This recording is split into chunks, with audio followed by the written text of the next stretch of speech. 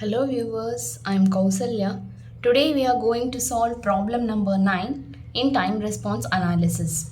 And the problem is a unity feedback control system has an open loop transfer function. Find the rise time, percentage overshoot, peak time and settling time for a step input of 12 units. Here, a unity feedback control system is given whose g of s value is given here.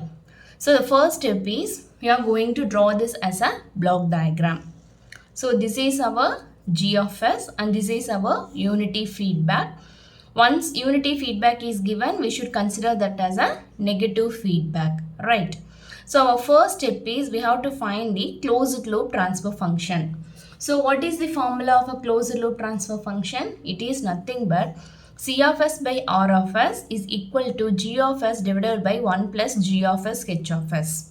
Here what is the value of G of s? G of s is 10 by s into s plus 2. So just substitute the values accordingly here. The value of H of s remains 1 because this is a unity feedback system. So just here I am substituting the values g of s by 1 plus g of s into h of s. The next step is we are going to take LCM. So once you take LCM, this s into s plus 2 will get multiplied with this 1. Right, and the whole thing will be divided by s into s plus 2. So this is our next step. After taking LCM, here both the terms are same, so they cancel each other, and finally we are getting 10 by s into s plus 2 plus 10, right? Now we are going to multiply the terms. That is s into s becomes s square and s into 2 becomes 2s, this plus 10 as such. So this is our closed loop transfer function. So from this closed loop transfer function, the next step is we are going to find the values of zeta and omega n.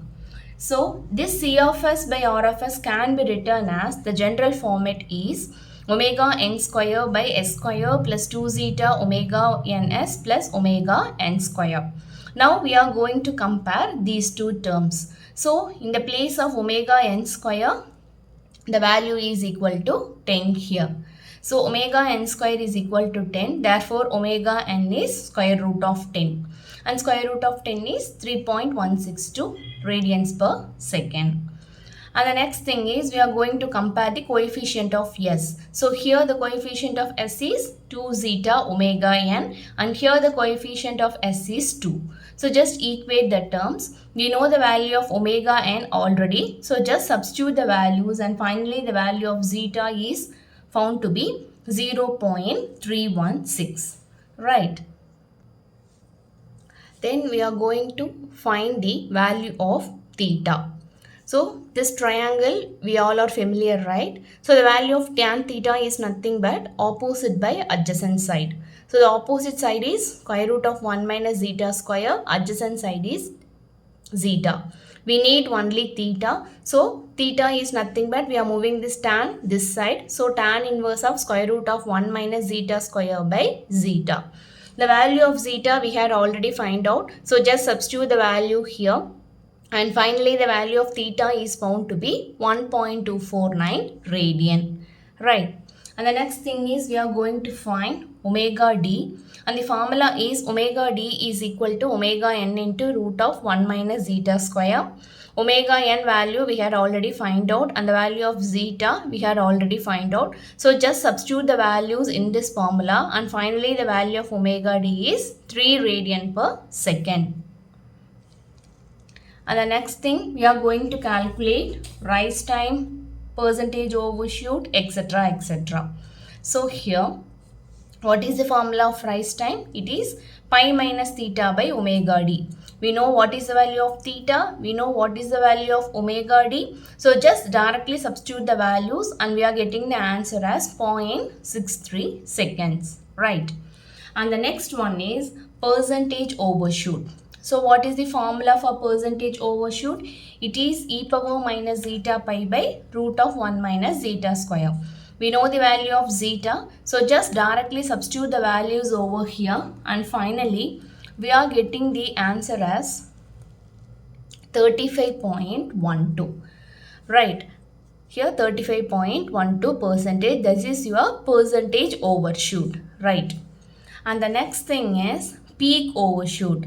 So to find the value of peak overshoot, they had given in the problem that is the value is 12 units. So to find the peak overshoot, the percentage overshoot should be multiplied with that constant which is given in the problem. So this is our 35.12 percentage. So this percentage is written here as 35.12 divided by 100 and it is multiplied by 12. This 12 is a constant which is given in the problem. So here the value of peak overshoot is given as 4.2144 units.